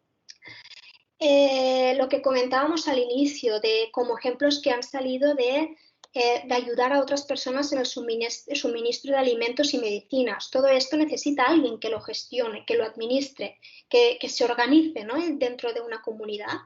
Otro ejemplo es pues, la elaboración, que el propio administrador de fincas elabore una serie de protocolos específicos para determinar cómo actuar en determinados casos, ¿no? Cómo actuar pues, en aquellas comunidades donde haya una persona con alguna discapacidad física o intelectual o personas con movilidad reducida, personas mayores o incluso víctimas de violencia de género, ¿no? Que sean los administradores de fincas los que se encarguen de realizar estos protocolos. Y por último, pues que sean también estos los administradores los que se encarguen de garantizar la aplicación de la ley orgánica de protección de datos, ¿no? Claro, en una comunidad hay son muchos datos de las personas que están viviendo allí. Si tenemos un profesional detrás que se encargue, que se dé cumplimiento a esta normativa de protección de datos, nos da unas garantías extra del cumplimiento de toda esta normativa. Si vemos la siguiente diapositiva, lo pasaré muy rápido. Claro, todo esto nos hace plantear si queremos que estos profesionales puedan llevar a cabo más funciones en el ámbito de las redes de apoyo, es esencial que tengan unos conocimientos o tengan un conocimiento en este sentido, ¿no? Que sepan qué implica la asistencia social o un conocimiento en el ámbito de las habilidades sociales o la interacción interpersonal, conocimientos en materia de tecnología. Hoy por hoy no tenemos una formación oficial en carácter universitario en España. Y es más, actualmente, como decía al principio, los administradores de fincas no es obligatorio que tengan una formación, ¿no? Si vemos los artículos que regulan las funciones de estos profesionales, un propio propietario de la comunidad ya puede ejercer las funciones de un administrador. Para aquellos administradores de fincas que voluntariamente pues, se quieren inscribir al colegio profesional, actualmente hay dos vías de acceso, ¿no? Una es a través de la acreditación de un título oficial universitario. Ahora bien, la ley no concreta qué título oficial tiene que ser. Esto implica que cualquier título oficial es válido. Por eso, en el Colegio de Administradores de Fincas podemos encontrar desde titulados en Derecho, Economías, Arquitecturas, pero incluso ha habido casos que han llegado a los tribunales de veterinarios, con graduados en magisterio o otras carreras universitarias que en principio no guardan una relación directa con la profesión. También otra vía de acceso es a través del título propio que ofrecen 11 universidades españolas. Claro, son títulos propios, no son títulos oficiales, es decir, es la propia universidad la que los crea sin el reconocimiento oficial por parte del gobierno. Claro, esta situación, el resultado es que tenemos una divergencia en cuanto a la formación académica de los administradores de fincas. Entonces, claro, esto hace replantearnos lo que os comentaba. Si queremos que los administradores de fincas puedan ejercer más funciones, sobre todo en materia de red de apoyo, es necesario pues, que tengan las competencias y tengan los conocimientos para poderlas ejercer eficazmente. Y esto es lo que hemos estado trabajando en la cátedra. En la siguiente diapositiva he puesto un esquema que es la necesidad de que en el sector de la vivienda, pues los profesionales que presten servicios en el ámbito de la vivienda, aquí ya no solo estamos hablando de administradores de fincas, sino que también entrarían agentes de la propiedad inmobiliaria, los encargados de realizar las políticas de vivienda, personas o funcionarios que trabajan en las oficinas públicas de vivienda, o profesionales que trabajan en las notarías o en los registros de la propiedad, etc. Es decir, todos aquellos profesionales que presten servicios en el ámbito de la vivienda. Hemos visto estos días lo importante que es la vivienda, ¿no? La primera necesidad que la vivienda se ha convertido con este principal refugio para estos días. Entonces, ¿por qué no ofrecer un grado universitario oficial que contenga todas aquellas competencias que un profesional de la vivienda debería tener, ¿no? Y aquí os he puesto un poco de qué disciplinas formarían o qué asignaturas formarían parte de este grado en estudio de la vivienda. Muchos autores hablan de la vivienda, de la disciplina de la vivienda como una disciplina interdisciplinar. Y esto es así porque no solo se trata de una disciplina jurídica o una disciplina económica, sino que afecta muchas ramas, ¿no? Por eso estaríamos hablando de asignaturas relacionadas con el ámbito de la arquitectura, incluso asignaturas relacionadas con el ámbito de la sociología, de la tecnología, ¿no? Sobre todo lo que había comentado antes de la domótica, ¿no? La implementación del PropTech en las viviendas, así como todas aquellas asignaturas relacionadas con la psicología, ¿no? y la antropología, es decir, todas aquellas ciencias que de alguna manera están afectando la vivienda en sí. Y esto daría la posibilidad que los profesionales, en función de su línea de especialización, ¿no? En función de si pretenden dedicarse a la intermediación inmobiliaria o a la administración de fincas, ¿no? O en más tema de políticas de vivienda, o en temas de promoción inmobiliaria, pues en función del itinerario de especialización, pues hubiera unas asignaturas optativas en este sentido. Algunos ejemplos de asignaturas que serían interesantes para poder llevar a cabo eficazmente esta red de apoyo, esta gestión de red de apoyos por parte de los administradores de fincas, Sería, pues, por ejemplo, una asignatura con contenidos de habilidades sociales e interacción interpersonal, ¿no?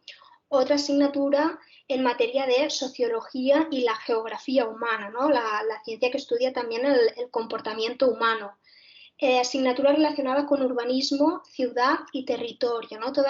La idea es que se ofrezcan todas aquellas competencias necesarias para que todos los profesionales de la vivienda pues, puedan prestar los servicios de forma eficaz.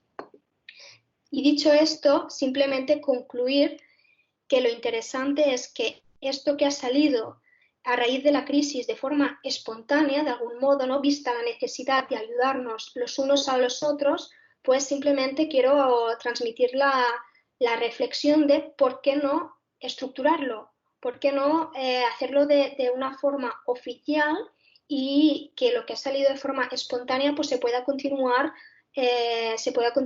utilizando de forma ordenada y organizada y con un profesional que vele por el correcto cumplimiento y por el correcto funcionamiento en la comunidad de propietarios, ¿no? Pues dicho esto, si hay algún comentario o alguna sugerencia o pregunta.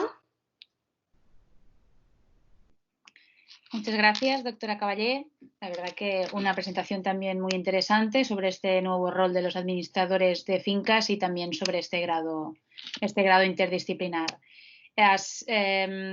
Empezamos con la última ronda de preguntas, digamos, y las iré formulando, si les parece, a medida que se han ido planteando. Y supongo que ya los ponentes, pues dependiendo del tema, lo que consideren contestar. Hemos tenido asistentes bastante participativos, así que también se lo agradezco. Por ejemplo, Ignasi pregunta: ¿cuál sería el modelo de país a seguir en el que se complementen modelos de atención centrada en la persona, políticas públicas de envejecimiento en casa, control del sector público sobre el sector privado en aspectos de calidad, etcétera? Bueno, es una buena pregunta, ¿no? Y supongo que para reflexionar. Yo, a ver, en tema de vejez, ¿no? Sobre todo Dinamarca es uno de los países que sale en temas de cuidados, tanto en infancia como en adultos mayores, como uno de los países que lo hace mejor o lo hacía mejor, ¿no? También tendría que mirar más en concreto ahora qué está pasando. De hecho, los países nórdicos, bueno, han llevado bastante bien el tema del COVID, ¿no? Y Dinamarca también confinó, ¿no? Con bastante anticipación y han podido regresar. También son países con menos población, con menos tránsito, es decir, que, bueno, con menos aeropuertos, es decir, que supongo que eso también ayuda un poco, ¿no? Finlandia también tiene modelos, todos estos países han trabajado la atención central a la persona, pero aún así, lo que víamos en un estudio que estuvimos haciendo con distintos países europeos en un proyecto Cost Action, en que estábamos países de toda Europa, de la Europa del Sur, Italia, nosotros Grecia, países nórdicos, centroeuropeos, lo que veíamos es que los recortes, además nos cogió justo los años de 2011, etcétera, o sea, justo cuando había los cambios y los efectos de la crisis, los recortes se están dando en bienestar en todos los países del norte y sur. Lo que pasa es que algunos países teníamos ya un estado de bienestar más frágil, ¿no? Y eso hizo que, aunque miráramos un poco al universalismo cuando se creó la paz, bueno, no se haya materializado, ¿no? Eso es un elemento. Entonces, bueno, estos países priman, Islandia también, por las residencias y conocidos de Islandia. En Finlandia siempre generalmente ves aquellos centros más modélicos, pero lo que se tiende en estos países es a institucionalizar muy poco al final de la vida, a hacer una atención muy centrada en la persona, es decir, que grupos pequeños, por ejemplo, una imagen que he puesto en una de las residencias evidentemente modélicas de Finlandia, era pues tener espacios para convivir 5 o 6 personas, después espacios de comunidad para poder deambular, también personas que pueden tener demencias, pero aún así, a pesar de todo ello, o sea, hay críticas del difícil acceso también a puestos o residencias mejores, también todo lo que es la atención en el domicilio, también cómo de alguna manera se dedica poco tiempo, y eso también lo veíamos en todos los países en el proyecto Socatel, cómo se dedica poco tiempo a la atención, cómo hay poca, eso repercute en esta calidad del cuidado, que termina siendo una labor pues bueno, de task, ¿no? de hacer, pero no tanto del cariño o de todo lo que implica el cuidado, ¿no? Y también esto se veía en proyectos que han hecho en el Departamento de Antropología con los comas, es decir, hay verdaderamente una necesidad de, incluso en estos países, de invertir más, y ellos hablan también de que hay procesos, o se habla de refamiliarización, un retroceso del estado de bienestar en toda Europa, procesos, y en Inglaterra es un ejemplo, ¿no? De cómo desde los 80 ha venido a retroceder, y un aumento de la refamiliarización, pero indudablemente hay países que han mejorado. También hay casos, por ejemplo, en países que, como en Alemania, que alguna gente institucionaliza sus mayores en países más baratos como Checoslovaquia, como Eslovaquia. Entonces, quiero decir que, bueno, sí, yo no me atrevería a contestar la pregunta con un país concreto, pero diría que los países nórdicos son los que lo han hecho mejor en ese sentido, hasta yo donde yo sé. Muy bien, gracias. Pasamos a la segunda, también de Ignasi. ¿Hasta qué punto la descoordinación y lentitud endémica entre servicios sociales y sanidad puede haber afectado a una intervención más efectiva? Bueno, sí, no, me parece que lo describe muy bien, ¿no? Es decir, yo también veo que hay una lentitud en el sentido de la integración. Se han hecho modelos colaborativos. No es fácil, ¿no? Son dinámicas distintas de profesionales, es complejo. Yo cuando hablaba, luego igual lo comentaré o me gustaría comentar con Gemma lo que ha propuesto, es decir, es complejo lo social, cómo se trabaja desde servicios sociales, cómo hay muchos aspectos, no podemos imponer directamente. Ahora es una situación de emergencia y por lo tanto sí que todo vale o se tiene que actuar rápidamente, pero sí que la falta de coordinación o de saber, sobre todo yo creo que aquí ha habido un abandono un poco de la situación que estaban las residencias, o sea, y que no se ha tenido en cuenta, bueno, que no tenían recursos, que era muy difícil el funcionamiento, que no hay médicos que han estado en Médicos Sin Fronteras que pueden actuar en una epidemia de este tipo como se actúa en África en el ébola o en otros casos de emergencia, que no había un conocimiento tampoco de este tipo, que hay pocos profesionales que trabajan muchas horas, que es un trabajo muy precario y que no se les puede exigir que tomen la iniciativa, ¿no? Por ejemplo, y en muchas ocasiones también hay un solapamiento de personas, ¿no? Por ejemplo, no sé, yo tengo los padres muy mayores, tengo mi padre y bueno, y el otro día nos llamaron 4 y llaman a mis padres, ¿no? Y a veces no sabemos quién es, no se presentan, ¿no? Es decir, sí que hay una confusión en este sentido, pero yo creo que, claro, la situación así, no se ha prevenido suficientemente ni se ha dado información y se han olvidado un poco la situación de las residencias y sobre todo a nivel médico, pues se ha abandonado en el sentido de tener equipos, en el sentido de... Y bueno, han hecho lo que han podido, pero bueno, ha habido esta situación dramáticas, ¿no? Y evidentemente eso tiene que poner a la luz la necesidad de esta coordinación y de esta asistencia integral, que tampoco se puede olvidar lo social, porque también es importante lo sanitario y también lo social. Yo espero que sirva para que esta coordinación se dé, pero supongo que se absorberá, me temo, desde sanidad bastante. Muy bien, gracias.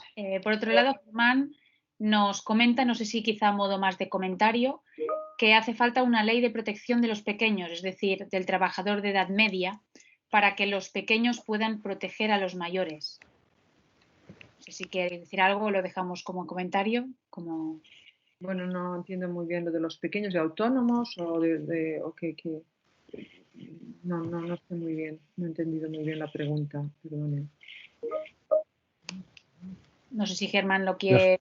Los trabajadores. Creo que está hablando de la conciliación de la vida familiar y laboral. Creo que está hablando de cómo las personas que estamos en una edad, digamos, que somos de la generación X, que nos encontramos con padres que son mayores y tenemos hijos a nuestro cargo, que tenemos que cumplir con unas obligaciones laborales, cómo articular esa conciliación en la vida familiar y laboral, ¿no? Cuidados por arriba, cuidados por abajo. Y de hecho, esto, desde las feministas, ¿no? Hablan de la generación sándwich, ¿no? Que un poco tienes los cuidados de mayores y los, evidentemente, es decir, bueno, hay muchos estudios que han trabajado los dos cuidados, los cuidados de infancia y los cuidados de mayores. A mí no me gusta hablar de dependientes, pero cuidar a estos dos sectores y cómo de alguna manera se puede analizar conjuntamente, ¿no? Y evidentemente, es decir, el cuidado a infancia de 0 a 3 años también es una cosa que para la incorporación de la mujer al mundo laboral, para tener una vida profesional, hombres y mujeres, es muy difícil y es muy costoso. Tienes que invertir muchos recursos y un efecto de esto es la baja tasa de natalidad. O sea, tenemos unas sociedades muy envejecidas porque, por suerte, tenemos una buena, dentro de todas las limitaciones, buena sanidad, buena alimentación, pero también porque una larga longevidad, pero también porque hay una natalidad muy reducida y eso hace que nuestras sociedades envejezcan, junto con la marcha también de personas jóvenes, ¿no? Además, el edadismo, o sea, la marginación por edad, no es solo marginación a personas mayores, es marginación a personas de todas las edades, ¿no? También los jóvenes muchas veces se los menostiene o se cree que no pueden ser capaces de realizar ciertas actividades. Sí, evidentemente los cuidados es un tema muy estudiado académicamente y es un elemento muy importante, evidentemente, de la dificultad de cuidar, sobre todo de 0 a 3 años, ¿no? En nuestro país, a partir que se escolariza, eso se ha solucionado, pero después no. Y podemos ver estos días, como antes lo decíamos, los niños, y lo vemos, las niñas se han adaptado muy bien, pero los padres con niños o niñas pequeñas no tanto. Porque, claro, trabajar en casa, niños, de verdaderamente tiene que ser muy complejo. Entonces, sí, evidentemente lo que pasa es que aquí focalizábamos un poco en el tema de la vejez, pero bueno, podemos pasarle mucha información al respecto de trabajos que se hacen también en nuestro departamento, en la universidad, sobre cuidados. Hay un tema interesante también que es la intergeneracionalidad, es decir, está demostrado que los niños pequeños cuando están con las personas mayores genera un beneficio mutuo. Y en este caso, por ejemplo, hay comunidades que tienen espacios en la planta baja, a lo mejor, que son locales, que utilizan para actos comunes, para cosas comunes, que pueden ahí tener a los nietos, por ejemplo, ¿no? Entonces, los hijos vienen y saben que les pueden llevar un rato. Son iniciativas estupendas, como también la estrategia de soledad que sería trabajar, pero en el contexto ahora del COVID, como que nos ha cambiado el enfoque de todo, ¿no?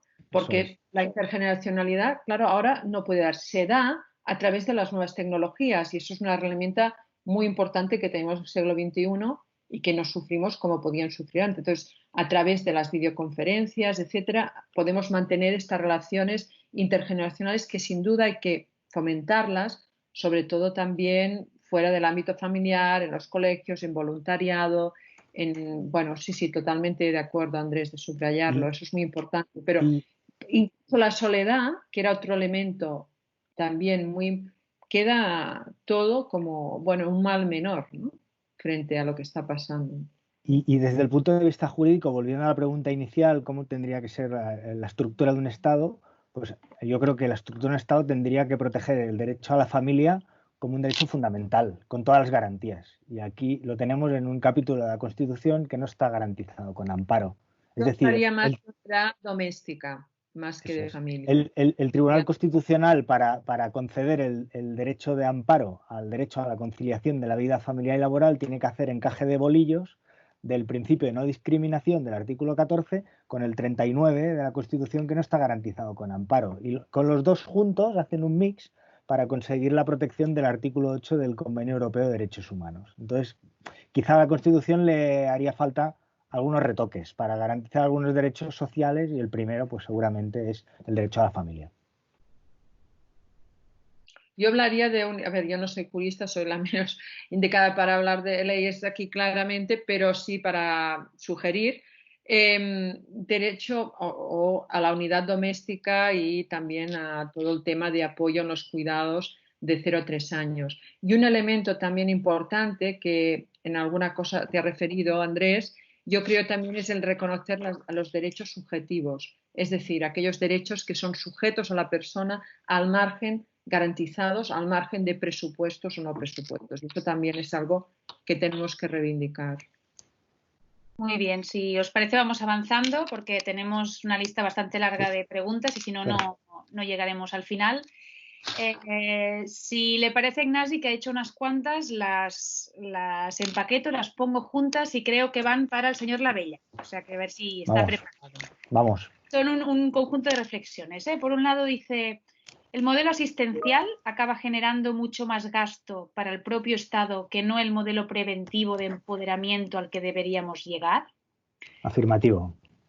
Esto por un lado, y luego hay como 3 que yo diría que van ligadas. Por un lado dice, debemos plantearnos la regulación normativa de todas estas iniciativas en el marco de las comunidades de vecinos para no generar conflictos. Luego también dice, atención centrada en la persona en las comunidades. Debemos normativizar o regular las redes de apoyo en este ámbito comunitario. Y hace un punto final como comentario que dice que las redes pueden generar malas praxis por mucha buena voluntad que se tenga. Afirmativo a todo, respondo en PAC. Estoy de acuerdo con todo. Creo que todo ello formaría parte de una estrategia de desinstitucionalización, un plan de Estado para conseguirlo.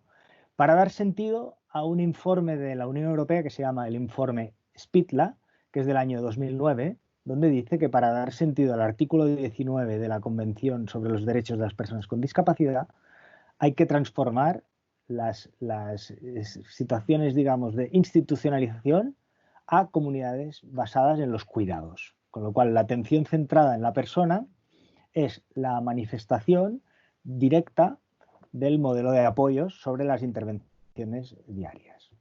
Entonces, como eso va a llevar un tiempo hacerlo y concienciar a la gente, es posible que esta crisis nos ayude a poder visibilizarlo. Yo apostaría por utilizar las figuras que tenemos ahora actualmente vigentes y que se pueden explotar más. Por ejemplo, los reglamentos de régimen interior de las comunidades de propietarios. No hace falta tocar estatutos. A lo mejor aprobando un reglamento que regule cómo quieren articular esa convivencia es suficiente. Incluso puede llegar a publicarse. 2. Aprovechar el artículo 240 para evitar episodios de soledad y favorecer el derecho a la vivienda, de forma que las personas que viven en instituciones puedan ir a vivir en espacios residenciales comunitarios con redes de apoyo.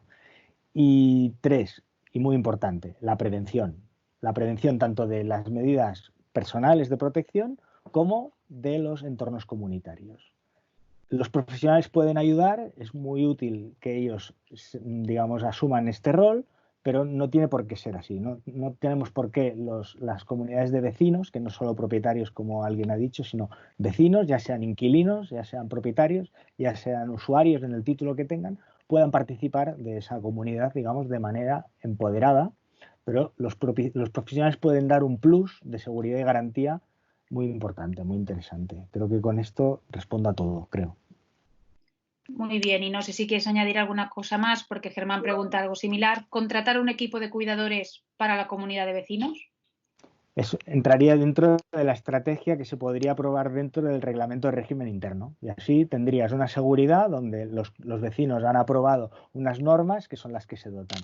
Si le queremos dar una vuelta, podríamos intentar inscribirla, el reglamento de régimen interior, inscribirlo en el registro de la propiedad e incluso pedir que se haga constar por nota al margen que se ha hecho esta modificación, de forma tal que tú sepas que cuando pides información de una finca, esa finca tiene unos pactos concretos determinados porque tiene una intencionalidad.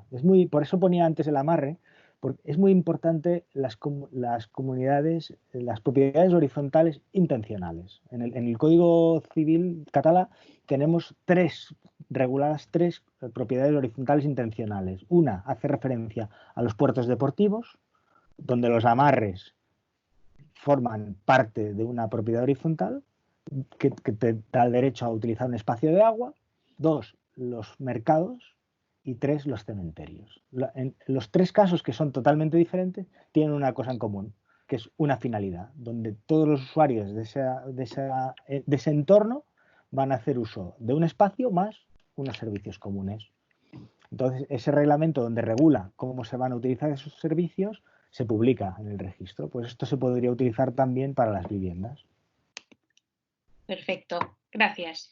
Rosa María nos dice, en estos tiempos destaca la falta de medios en las residencias de ancianos y ha vuelto a plantear el debate sobre la necesaria desinstitucionalización de este sector de la población. Pero ¿cómo podrían las familias asegurar que en sus hogares las personas más vulnerables, dependientes de la tercera edad, no se contagian? Y más en un contexto en que se han terminado las mascarillas, los geles, etcétera. ¿Cómo se gestiona la desinstitucionalización en otros países? No sé, supongo que esta es una pregunta más general, no sé si alguno de los ponentes. Solo, a ver, yo quería comentar, hacer un comentario sobre que ha habido una cosa en el chat sobre los cuidados. Es decir, no solo es la maternidad, totalmente de acuerdo. El cuidado no es solo la maternidad y todos nos podemos cuidar unos otros y ahora se pone en relevancia, ¿no? El cuidarse, estas redes de apoyo, todo, bueno, toda la ayuda mutua que aparece y la solidaridad. Luego, si acaso quería hacer una pregunta, una intervención al respecto, ligando un poco lo que ha comentado Gemma y Andrés, ¿no? Sobre la desinstitucionalización, en principio, los procesos de desinstitucionalización, el término, viene para poner énfasis en, sobre todo, aquellos países de la Europa del Norte y Centroeuropa en que había unos índices de institucionalización de mayores, es decir, personas mayores que iban en residencias, ya bien sea con prestaciones más simples, asistidas o más simples, ¿no? Que iban en esta residencia. Entonces se intentaba, y era una forma también de que facilitaba la incorporación de las mujeres en el mundo laboral, que tradicionalmente habían sido las que se han encargado más del tema de los cuidados, ¿no? Entonces hay todas estas políticas que inciden en que las personas hay que desinstitucionalizar, es decir, que las personas mayores no hay que institucionalizarlas, sino que tú tienes que envejecer en tu propio hogar, porque una de los aspectos que más queremos las personas, casi todos los estudios coinciden en que las personas cuando envejecemos preferimos envejecer en el propio hogar. Y no olvidemos que la vejez es una fase de la vida, una etapa que afortunadamente o queremos deseablemente todos vamos a pasar. Es decir, y que por lo tanto tendríamos que ser conscientes ya desde niños hasta mayores, ¿no? Por lo tanto, se quiere envejecer en el hogar. Además, hay un elemento económico, ¿no? Tampoco hay que ser iluso, el elemento económico, el envejecimiento en el hogar es menos costoso que la institucionalización. Entonces, lo que se tiende es a que institucionalizar en el último periodo de la vida, cuando no se puede, hay unas necesidades de cuidado o unas circunstancias que es mejor institucionalizar. Otra cosa es cuando se da, ¿no? Por temas de dependencia, situaciones a veces pues, de las viviendas, ¿no? De accesibilidad, etcétera. Pero el concepto de desinstitucionalización viene de aquí, de los países nórdicos y centroeuropeos. Nosotros no lo utilizamos tanto, en parte porque la institucionalización no ha sido tan elevada en nuestros países como en el resto, ¿no? Porque tradicionalmente pues, los mayores estaban en casa y etcétera, ¿no? Ha sido más en estos últimos años. Pero eso no tiene que dejarnos, también lo hablaba con una doctora, la doctora Merinach, eso no tiene que dejarnos de pensar en que no se está, cómo son las instituciones, ¿no? Es decir, cómo son estas residencias. ¿Es un modelo institucional? ¿Verdaderamente podemos aplicar esta atención centrada en la persona? ¿Qué relaciones tenemos? ¿Cómo se abre esto que hablaba de las relaciones intergeneracionales? ¿Cómo se abre a la sociedad?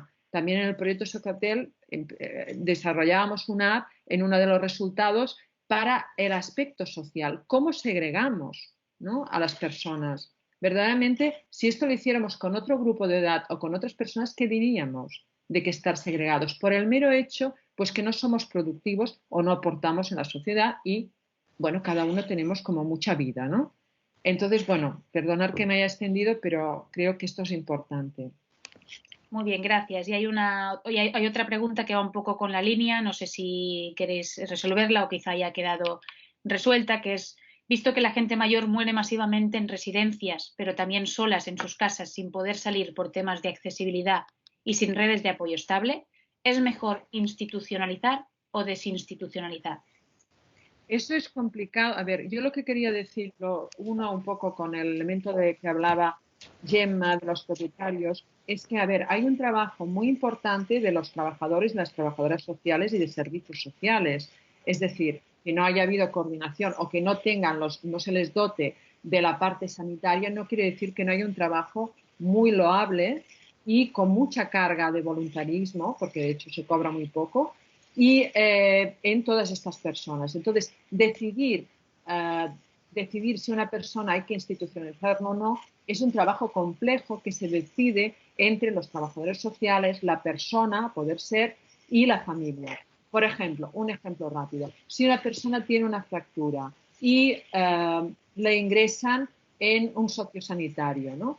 Pues allí hay un equipo, generalmente un equipo interdisciplinar, de una trabajadora social sanitaria, de una enfermera o enfermero y de un médico o médica geriátrica, ¿no? Que evalúan las condiciones de esa persona, ¿no? La trabajadora social lo evalúa conjuntamente con el equipo de una manera integral, multidisciplinar, y decidirán, bueno, cómo tiene la vivienda, qué apoyos tiene la familia, qué apoyos tiene en la red de vecinos. Hay alguien si hay un trabajo, ¿no?, que tiene una técnica y que decidirá qué es lo mejor y propondrá, siempre negociando y consensuando, qué es lo que pasa. Muchas veces cuando se institucionaliza, entonces se verá si la vivienda es accesible, si no, etcétera, ¿no? Muchas veces cuando se institucionaliza, la persona, al menos en este país, muchas veces no decide mucho, es la propia familia, ¿no? Pero lo que los estudios hablan es hay una autora bárbara que habla de la importancia de la negociación en este proceso, ¿no? A veces. Entonces, no se puede decir si es mejor institucionalizar. Es decir, mantener el entorno, el contacto con el entorno, las personas, etcétera, eso es muy importante. Y hay proyectos en ese sentido como Vinclas, Radar, que trabajan todo el tema de la comunidad, que también será fundamental para los estados de bienestar que decíamos antes. La comunidad tiene que estar y este valor nos tenemos que implicar como ciudadanía. Por lo tanto, eso sí, no se puede decir. Lo que pasa es que se tiende en caso de que no se pueda vivir en el hogar o que se sea solo, pues hay situaciones intermedias, personas que pueden ir a comer en un comedor social y duermen en casa, hay el teleasistencia, hay muchos mecanismos, ¿no? El teleasistencia, los centros de día, se intenta que la institucionalización sea, y de hecho la ley de cuidados de larga duración a la plata se lo establece, cuando, al menos en plaza pública, cuando hay muchas necesidades de cuidado para realizar las actividades básicas de la vida diaria, etcétera, ¿no? Ahora, siempre también es una decisión entre la familia, o sea, tampoco se impone. Yo creo que, claro, ahora también un riesgo, no sé qué dirá el profesor Nassarre, pero claro, esta situación de emergencia o de crisis implica ciertos dictados, ¿no? Mandados un poco dictados. Entonces, aquí hay con la libertad individual, etcétera, por lo tanto, se consensua, se pacta y se mira qué es lo mejor para la persona. Y hacen muy buen trabajo los profesionales. Entonces ya, yo no quiero intervenir tanto, pero es que el tema es muy de mi ámbito, ¿eh? Entonces, por ejemplo, lo que decía Gemma de los administradores de fincas, a mí me parece muy interesante la parte de que puedan gestionar gestión de los cuidados que hablamos, ¿no?, en un momento determinado, de llamar a tal persona. Pero evidentemente la coordinación de todas estas redes de apoyo, todo este orden, estructuración, yo creo que tiene que venir de servicios sociales y, de hecho, cuando pasó la crisis del 2008, Servicios Sociales se quedó un poco colapsada, ¿no? Entonces fueron Cáritas, Cruz Roja, que hicieron los bancos de alimento, pero después de esto se reguló el acceso a través de los servicios sociales que tienen el conocimiento de las familias, las relaciones, trabajan con ellas, etcétera. Entonces yo creo que es muy interesante y de hecho yo creo que conocen mucho desde servicios sociales qué pasa en ciertos barrios donde hay poblaciones que fueron a vivir de una misma edad, que están envejeciendo en estas propiedades horizontales que decías y estos aspectos de la ley que yo no conocía que son muy interesantes. Entonces, creo que es importante que esto se regule desde el trabajo social, desde los servicios sociales. De hecho, cuando hablabas de estas figuras, esta figura es del trabajador social el que gestiona todo esto, que regula. Y la persona que está directamente ayudando en el cuidado, las trabajadoras y trabajadores familiares, que en los centros residenciales se llaman gericultores y gericultoras. Entonces, yo creo que aquí es muy interesante lo que planteabais, pero os habéis dejado, porque siempre os dejamos la parte de servicios sociales. Es como muy desconocido y encima, pues los pobres cuando no terminan de poder salir porque solos tampoco, hay que ir coordinado, ¿no? Entonces yo creo que es muy interesante incluir aquí servicios sociales en todos estos procesos para ayudar a gestionar, a regularizar, a negociar, a mediar, incluso en algún momento. Y puede gestionar algunas necesidades, algunas cosas puntuales, estos administradores de fincas, pero que no tienen la experteza de la implicación social, lo que implica el cuidado, la necesidad, la negociación, etcétera. Bueno, no sé si... Yo creo en la línea de la doctora Deusdat que estoy absolutamente de acuerdo, que igual que el arquitecto es esencial para la accesibilidad, para poder hacer un estudio de cómo se tiene que hacer la intervención en accesibilidad en el inmueble, los trabajadores sociales serían los profesionales que, digamos, harían esta función a nivel de dignidad, que es el modelo de apoyos. Es decir, el administrador aquí lo que hace es de conexión, digamos, de los vecinos que le han hecho un encargo profesional con un profesional que va a hacer la intervención en el ámbito físico, para entendernos, y social. Puede contactar con servicios sociales. Lo que pasa es que eso también hay que regular más fácilmente quién es la referencia en servicios sociales, cómo conectar, ¿no? En sanidad es como más fácil. Contestando también a la primera pregunta de Ignasi, ¿no? En sanidad es como más fácil, el médico, la enfermera y el que está ahí administrativo. Y te toca una enfermera, en cambio, aquí es más. Si les parece, vamos formulando más preguntas, porque si no llegamos a la parte de la doctora Caballé. También haré lo mismo de condensar un poco. Anabel nos propone dos preguntas. Por un lado dice, bajo esta perspectiva, ¿cómo podemos atender desde la Administración a aquellas comunidades que no se pueden permitir contratar una gestoría? Esto por un lado. Y por otro lado también nos dice que su propuesta es muy interesante, pero dejarla en manos privadas y mercantiles, sujetas a los intereses económicos que buscan maximizar beneficios, puede suponer un peligro en su gestión. ¿Qué papel debería jugar la Administración para asegurar que no se mercantiliza aún más la gestión de los cuidados? Es decir, por un lado el tema de que los que no se pueden permitir contratar la gestoría y por otro lado esta de cómo asegurar que no se mercantiliza. Gracias, Nuria, y también gracias, Anabel, por estas dos preguntas que me parecen súper interesantes. En relación a la primera, claro, ya hemos dicho que no es obligatorio, ¿no? que en la comunidad de propietarios haya un profesional como es un administrador de fincas colegiado, lo puede hacer un mismo propietario. Pero entonces aquí también hay que tener en cuenta pues, la función que podría ejercer en este sentido el presidente de la comunidad, ¿no? Claro que no se puede equiparar al 100% todas estas funciones que he propuesto para el administrador de fincas, pues que sean encargadas para el presidente, pero sí que un presidente de la comunidad pues sí que podría tener una mínima noción, ¿no? O incluso un protocolo de actuación para aplicar en aquella comunidad de vecinos o en aquella comunidad de propietarios en concreto. Y en relación a la segunda pregunta, pues es clave, ¿no? Y claro, aquí me hace plantear que quizás si queremos que el administrador de fincas ejerza estas funciones de como gestor, ¿no? Como nexo de la comunidad y servicios sociales, servicios sanitarios, iniciativas solidarias, ¿no? Pues quizás es interesante replantear la función pública que está ejerciendo el administrador de fincas, ¿no? Quizás no es solo una función exclusivamente privada o mercantil, sino que aquí lo interesante es que el Estado pues, reconozca esta función pública que se está ejerciendo a través de los administradores de fincas. Entonces, claro, esto hace replantear que si atribuimos más obligaciones, más responsabilidades a los administradores de fincas, pues también a su vez pues, reconocer más derechos en este sentido, ¿no? Como la revalorización de su profesión. Muy bien, gracias. Gracias, doctora Caballé, también por permitirme esta condensación de preguntas. Y aquí va también un segundo bloque.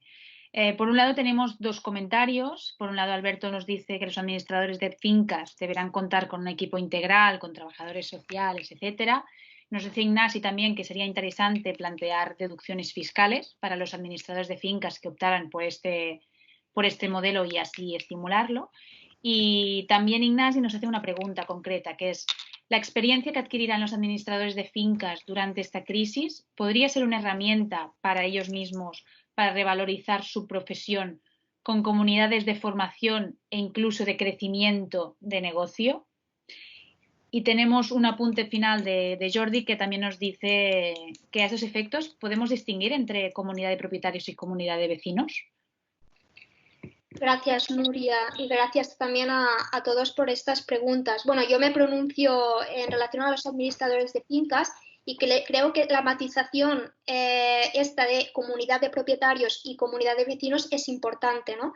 Yo lo que planteaba es que este órgano específico, podríamos llamarle como órgano de red de apoyo de una determinada comunidad, pero este órgano dentro de la comunidad de propietarios no tiene que implicar que únicamente puedan ser miembros propietarios, ¿no?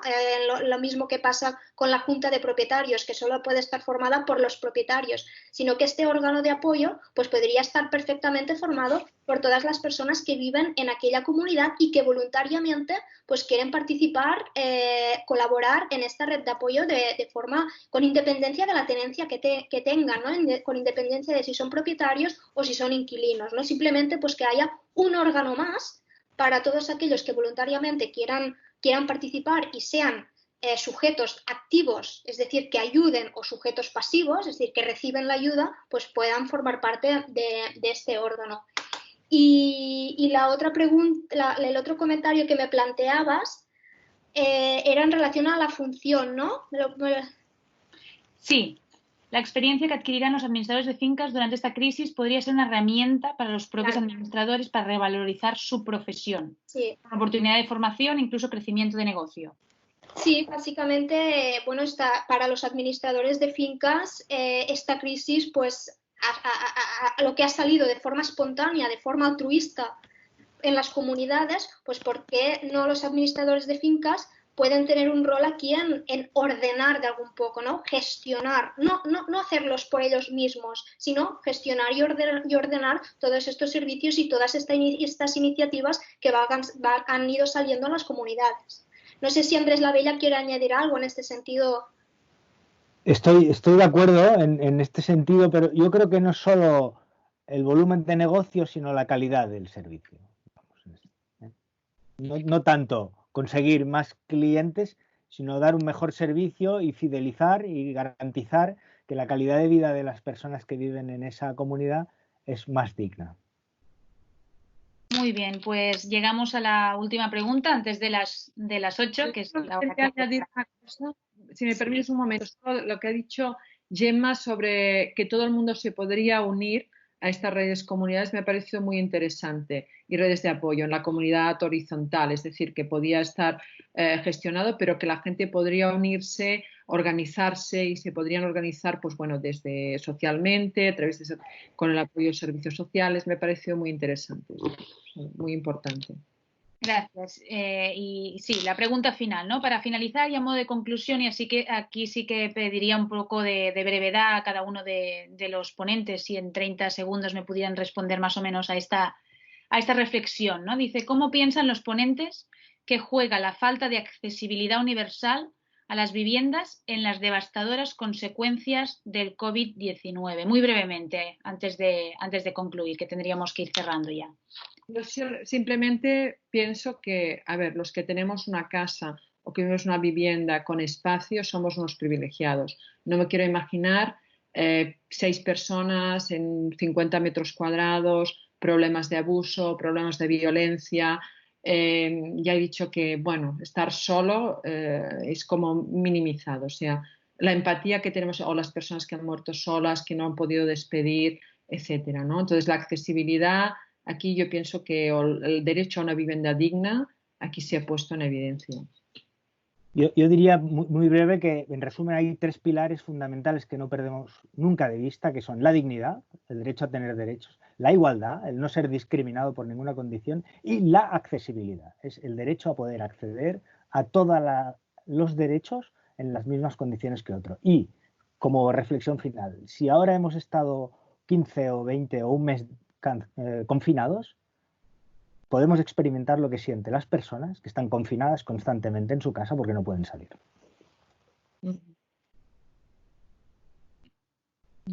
Doctora Caballé, no sé si quiere añadir alguna conclusión final. No, sí, voy en la línea de mis compañeros, ¿no? Estos días se ha puesto más en evidencia lo que antes ya sabíamos, ¿no? Antes ya sabíamos la importancia que tenía la falta de accesibilidad, ¿no? Estos problemas que antes ya conocíamos, pero a raíz de la crisis del COVID-19 todavía se han puesto más en manifiesto, ¿no? Las debilidades de los edificios y debilidades del sistema de la comunidad en sí.